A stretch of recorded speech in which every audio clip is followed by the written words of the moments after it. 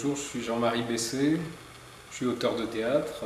J'ai écrit cette pièce qui s'appelle Jean Moulin Évangile, qui est donc répétée ici à Montreuil, au studio de l'Albatros, enfin aux anciens studios de Montreuil.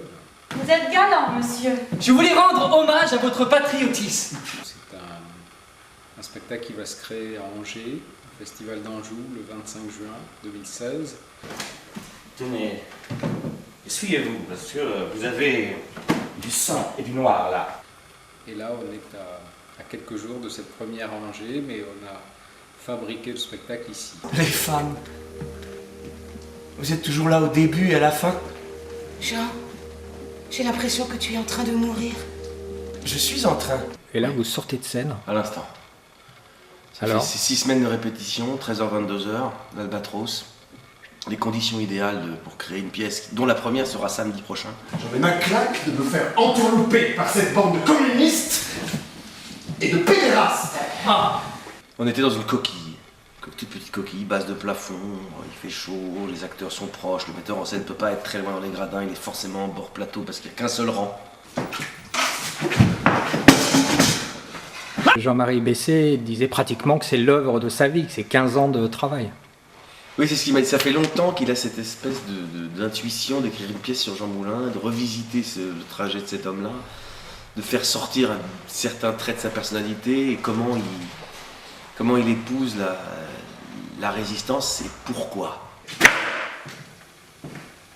Dans la grange tout à l'heure, avec les corps des femmes et des enfants, déjà tu n'arrivais à rien. Moi j'aurais adoré qu'il le joue. Mais d'ailleurs, c'est moi qui ai insisté pour qu'il joue dans la pièce et c'est super qu'il apparaisse, Jean-Marie. Il fait le rôle de Pascal Copeau.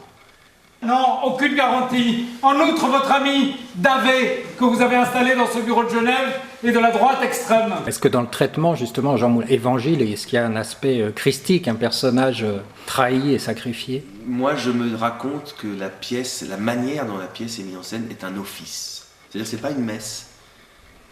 C'est l'office du samedi saint, entre la mort et la résurrection.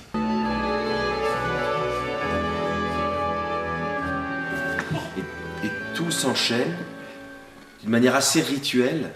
Tout le monde a une énorme bassesse, un rapport à ce qui est affreux et ce qui est de l'ordre de la haine et de l'envie.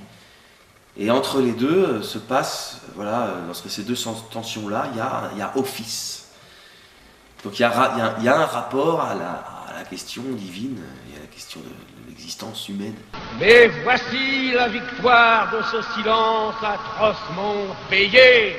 Le destin bascule.